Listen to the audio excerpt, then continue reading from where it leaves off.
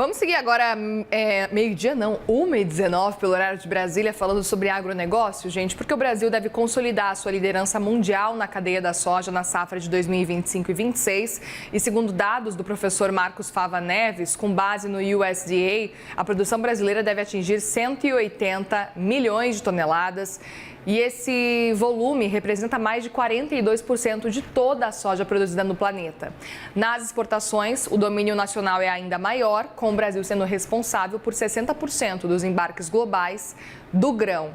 E para analisar então esse panorama da soja e também as perspectivas para o milho, a gente conversa agora com o colunista do CNN Agro, Marcos Fava Neves, justamente sobre essa perspectiva. Bem-vindo aqui mais uma vez no CNN Money. Uma boa tarde para você. Boa tarde, Muriel. Um prazer falar com vocês, ainda mais de notícia boa, né? Porque a gente está carregado aí de notícias complexas, né? No caso da soja, é realmente incrível o que o Brasil fez nessa safra, mais de 180 milhões de toneladas. Se você olhar 10 anos atrás, em 2016, o Brasil estava fazendo 95 milhões, nós somos para 180 milhões. E como você trouxe também o dado da exportação, o Brasil vai vender 114 milhões para o mundo. 10 anos atrás, a gente vendia 54. Então, olha que incrível. Um país vai ter, esse ano, 61% da soja comprada pelo mundo virá de um só local. Então, isso é um investimento muito grande que foi feito pelos produtores. O Brasil é líder em termos de produtividade. Lógico, agora tem um pouco de preocupações aí com as questões todas que vocês estão tratando aí, da guerra e o impacto nos custos, mas a expansão vem sendo muito grande. E a boa notícia é que o mercado de soja, se você pegar os últimos 10 anos, ele cresce. O consumo global, que é importante para nós dimensionarmos aí a produção, porque se você colocar muito mais produto do que cresce o consumo, vai aumentar estoque e vai diminuir o preço. Mas o consumo mundial nos últimos 10 anos, eles vêm aumentando ao redor de 11 milhões de toneladas por ano. É o que precisa a mais. Agora, se você pegar os últimos 3 anos, a média subiu para 19 milhões de toneladas por ano. Isso significa um maior consumo do grão, tanto para as carnes, na questão do farelo, como também, principalmente, para os óleos, que é a parcela maior do biocombustível que vem aumentando no planeta todo e que, inclusive, é estimulado, né, por essa situação aí do petróleo. Então, o setor de biocombustíveis ganha uma pressão de misturas maiores que estão acontecendo na Ásia. Aqui no Brasil também conversa para aumentar em mais 1% o biodiesel. E na sexta-feira saiu uma grande notícia para nós, que foi a Agência Ambiental Americana soltando já o quanto eles vão fazer de biocombustível no ano que vem. Ela aumentou sensivelmente o combustível a partir da soja. Isso foi bom para o mercado. Então, no final, aí a gente tem um conjunto de boas notícias. E o que preocupa agora, lamentavelmente, é o custo do diesel, né? Porque a operação envolve bastante diesel, tanto na agrícola, atividades de plantio, de colheita, como no transporte. E a questão também que a gente tem dos fertilizantes, que é uma preocupação que a soja tem que ter um pouquinho mais para frente. Mas no caso dos americanos, Muriel, é agora, né? Porque eles estão no momento de plantio. Então, para eles, o impacto vai ser um pouco maior do que o nosso. Eu até aproveito para te perguntar, Marcos, se o Brasil já ultrapassou de forma consistente os Estados Unidos quando a gente olha da liderança global assim de soja.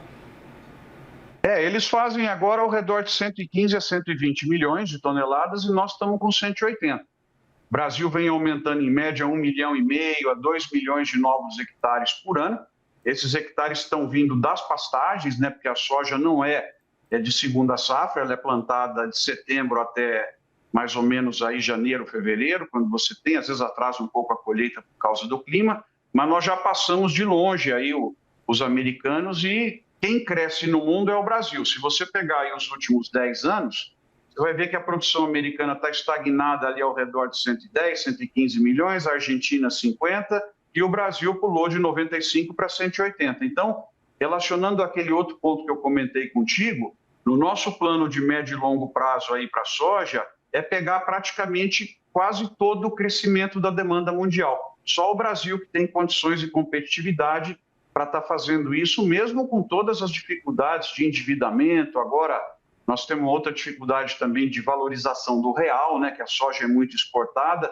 Você comentava aí do Boletim Focus às 5h40, talvez seja menos do que isso, né? Porque nós temos uma situação muito complicada no mundo e o Brasil com ano eleitoral. De repente, nós podemos ter um câmbio mais valorizado, o que penaliza aí a situação da soja. Mas a perspectiva de crescimento é muito boa para os próximos 10 anos, ajudando a interiorizar aí, ou desenvolver o nosso interior, né? Como a gente tem visto aí, tantas cidades que estão crescendo muito aí no nosso meio oeste, puxado pelo crescimento da soja, né? Muito legal. E também aproveito para te questionar, olhando para esse cenário de 10 anos aí pela frente, o que mais preocupa quando a gente pensa nesse cenário de soja aqui no nosso país? É o clima, são custos, é demanda, política, levando em consideração os desafios que a gente tem que encarar aí para frente para continuar liderando esse processo todo. Quais são os pontos assim que você acha que a gente precisa ficar atento? Eu acho que o principal que penaliza muito a soja hoje, se nós pudermos dar mais agilidade, é na questão da logística. É uma pena o Brasil, o tempo que se leva aqui para aprovar grandes projetos, né? Você acompanhou aí de perto a Ferrogrão, ela é contestada, enfim. Eu acho que se nós pudermos avançar mais no investimento logístico com mais rapidez, utilizando o trem, agora tivemos um retrocesso que vocês deram cobertura, né? Que foi aquela invasão a uma das grandes empresas de soja que operam no Brasil, que teve lá sua estrutura invadida lá no Porto do Norte. Com isso, jogou para frente a questão, né, da regularização do uso dos rios para transporte de grãos. Então, a tua pergunta cabe em diversas respostas, mas se eu pudesse escolher uma bala de prata para a gente resolver, era a questão aí da logística. Tem endividamento, tem uma série de outros problemas, a armazenagem nossa é baixa, mas eu diria que a logística talvez é o principal ganho que o Brasil pode ter aí para capturar mais valor, é diminuir o desperdício que ele tem com o transporte de caminhões, aquelas filas, né, que vocês sempre mostram, o tempo dos motoristas, a própria segurança. Então, para escolher a logística, e deixa essa soja crescer, que ela vai trazer muita divisa ainda para o Brasil. E a logística, especificamente olhando para o nosso cenário ESG, pode ser, no fim das contas, um cenário competitivo para o Brasil quando a gente pensa nesse cenário específico? Sim, porque você vai reduzir o consumo de diesel, vai reduzir o volume de caminhões que estão circulando. Alguém fala assim, mas vai gerar desemprego.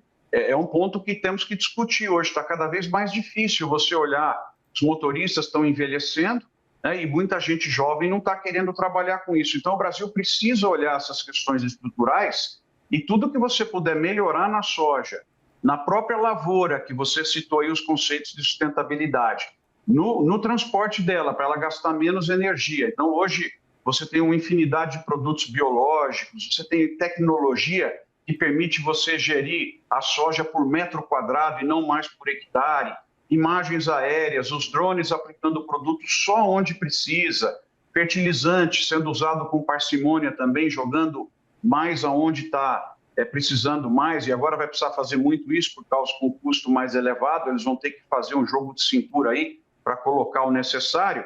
Então, assim, a soja está muito dentro da sustentabilidade e ela é muito usada por nós brasileiros aí no consumo por causa dos óleos, né? Se você lembrar o que é o frango e o que é o suíno, eles são soja e milho andando. Então, muitas vezes as pessoas falam, mas para que a soja vai só para o exterior? Não é verdade. Ela é usada aqui como consumo forte por nós e principalmente para os animais. Então, o bife que as pessoas comeram, né? O frango, o suíno, a mandioca frita, tudo isso tem a cadeia da soja por trás. Então, ela é realmente um orgulho para o Brasil e essa participação de mercado é incrível, né? Você vê, 61% do mercado mundial, um único país domina. É até um risco para o planeta, né? Eles dependerem tanto assim do Brasil, né? E para a gente é maravilhoso. Também, Marcos, aproveito para te perguntar, olhando para esse cenário ainda, especificamente da soja, se o Brasil ainda tem espaço para, por exemplo, continuar expandindo na área plantada ou a questão mesmo é a produtividade quando a gente olha para a soja?